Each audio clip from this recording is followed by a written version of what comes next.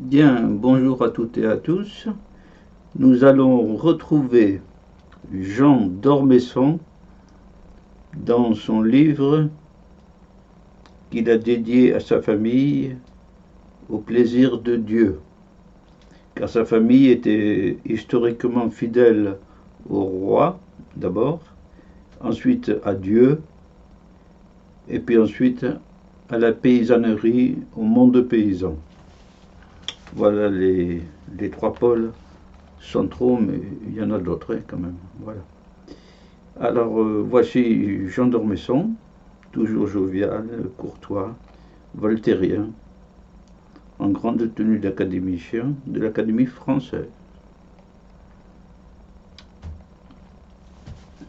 Claude et la Résistance. Nous sommes donc toujours de 39 à 45. En 41, Claude devint un des organisateurs de la résistance populaire. Il participa aussi aux côtés du général à la malheureuse expédition contre Dakar au Sénégal. Ce furent les premiers Français tués par des Français, c'est-à-dire dans l'empire colonial français, Afrique équatoriale et Afrique occidentale française. Il y avait les troupes de Vichy, du maréchal Pétain, des Français, et les Français de Vichy se sont battus contre les Français de Gaulle, de la résistance. Mon grand-père, bouleversé, l'accueillait avec joie et lui ouvrait les bras. C'est beau, la famille. L'accueillait avec joie et lui ouvrait les bras. Durant l'été 44, Claude se retrouva dans la brigade Alsace-Lorraine, célèbre, sous les ordres du colonel Berger, plus connu sous le nom d'André Malraux. André Malraux, futur ministre de la Culture de Charles de Gaulle, là. Celui qui s'est reçu l'éloge suivant de Charles de Gaulle, en plein Conseil des ministres. Mon cher André, de Gaulle ne donnait du prénom à personne sauf à Malraux. Mon cher André, vous me sauvez de la médiocrité. C'est vrai que Malraux, c'était une haute pointure intellectuelle, artistique, etc. Le château. Les occupations successives des troupes allemandes, les pillages, avaient dépeuplé les salons, la salle à manger et la plupart des chambres. C'est scandaleux ça, c'est du vol. Dépeupler les salons, la salle à manger et la plupart des chambres. La plupart des chambres. Il y avait 350 chambres et quelques. Eh bien, les écuries étaient vides avec un seul cheval. Les chevaux aussi avaient été pillés, avaient été pris. Incroyable. Les parterres de fleurs devant le château étaient remplacés par des pommes de terre, car il fallait manger. Dans ce temps où l'armée allemande réquisitionnait tout le vin français, le vin rouge, le cuir, les Français étaient interdits de porter des chaussures en cuir, et la réquisition s'étendait à bien d'autres produits. Les Français étaient des sous-hommes. Voilà. Le centre de la vie collective n'était plus la table de pierre sous le tilleul, mais le poste de TSF. On a déjà dit plus haut dans une autre vidéo que la famille se réunissait dans le grand salon pour apprendre les nouvelles du jour grâce au poste de radio. TSF. La politique. En 1942, il n'était plus question pour aucun de nous de condamner De Gaulle. Plus question. De Gaulle était admis. En 1942. Mon grand-père continuait à voir dans les votes des 9 et 10 juillet 1940 au casino de Vichy la marque de la légitimité du maréchal. C'est vrai que le dernier parlement de la Troisième République a remis tous les pouvoirs entre les mains du maréchal Pétain. Est-ce que c'était juridiquement régulier? C'est une autre question. Sur 649 votes positifs, il y a eu quand même 80 opposants, dont la plupart viennent s'excuser le soir auprès du maréchal Pétain de ne pas avoir voté pour lui. Pas tous, mais la plupart.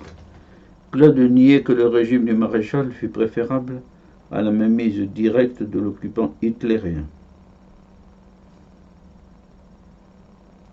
Oui. Il donnait l'exemple de la Belgique et de la Hollande. Il a toujours ses passions fascistes, en quelque sorte. Enfin, c'est pas le fascisme, c'est le totalitarisme.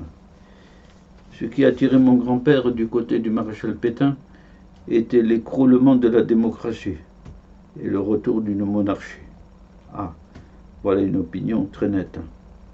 Ben, Charles de Gaulle était royaliste aussi, comme son père et sa mère. Il y avait un homme, Charles Maurras, que l'on n'entendait plus. Oui, Charles Maurras, l'Action française. Pétain et Charles de Gaulle appréciaient tous deux la pensée de Maurras. La collection de bouquins vient dans les années 2020, 21, 22 de rééditer, pas la totalité, mais une bonne partie des œuvres de Charles Maurras. Et on découvre quelqu'un qui a plusieurs facettes et qui a un style,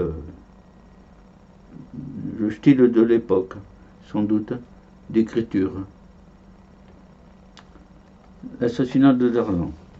Je raconterai peut-être un jour ce que je sais grâce à Philippe de l'assassinat de Darlan par Baudier de la Chapelle. Et peut-être un jour, il devait avoir des renseignements très précis. Bon, Jean d'Ormesson, mais bon, je n'ai aucune information sur ça.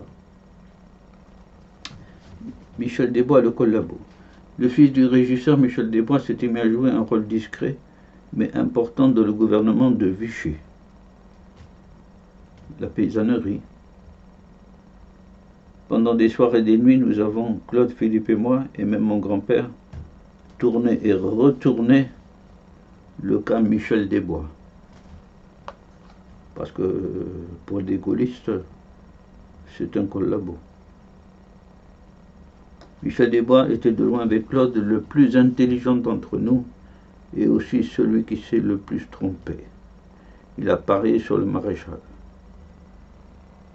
Le spectacle de Michel Desbois, entre ses gardes, hué par la foule devant la haute cour de justice, fut une torture pour nous affreuse.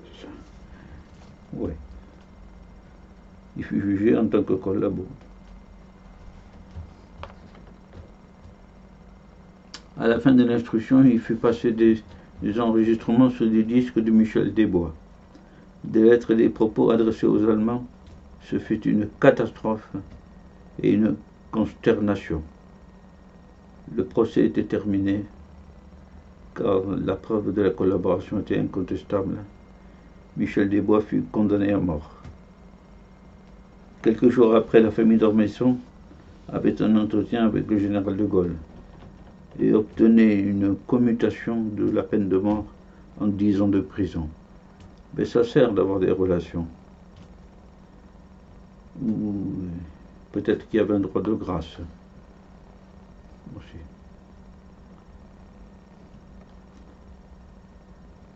Beaucoup plus que les idées, ce sont les circonstances et les tempéraments qui décident du destin des hommes. Voici une citation très juste, très particulière et vraie.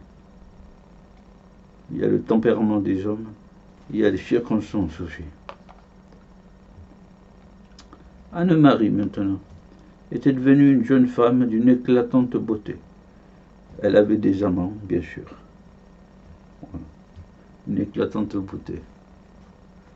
C'est le cas des grandes femmes qui ont, au XXe siècle, étoilé, en quelque sorte, la famille d'Ormesson. La libération de Paris. 2 mois s'étaient écoulés depuis la visite du maréchal Pétain à Paris, à l'occasion des obsèques de Philippe Henriot. 2 mois à peine. Il y avait des foules énormes et enthousiastes. Oui, à ses obsèques. C'était un mois d'août où il faisait très chaud. Donc la foule était portée sur le maréchal. Mon grand-père estimait que les lois de la guerre donnaient à l'armée d'occupation le droit de fusiller la résistance comme franc-tireur. Ben voilà une opinion tranchée.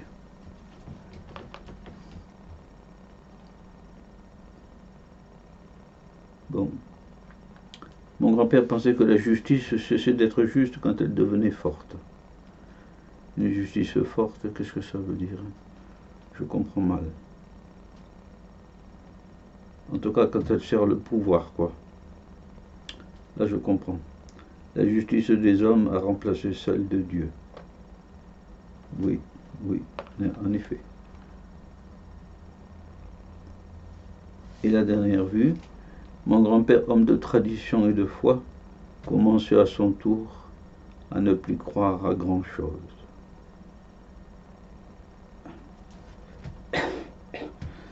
Il avait plus de 90 ans aussi. Mais dans des circonstances pareilles, la guerre de 39-45, il y a de quoi être chamboulé aussi. Voici Jean d'Ormesson et la nébuleuse du cheval sur fond galactique. Ce faisant, je vous dis au revoir et bonnes activités en tout genre que je vous souhaite. Surtout la culture aussi. Au revoir à tous et à tous.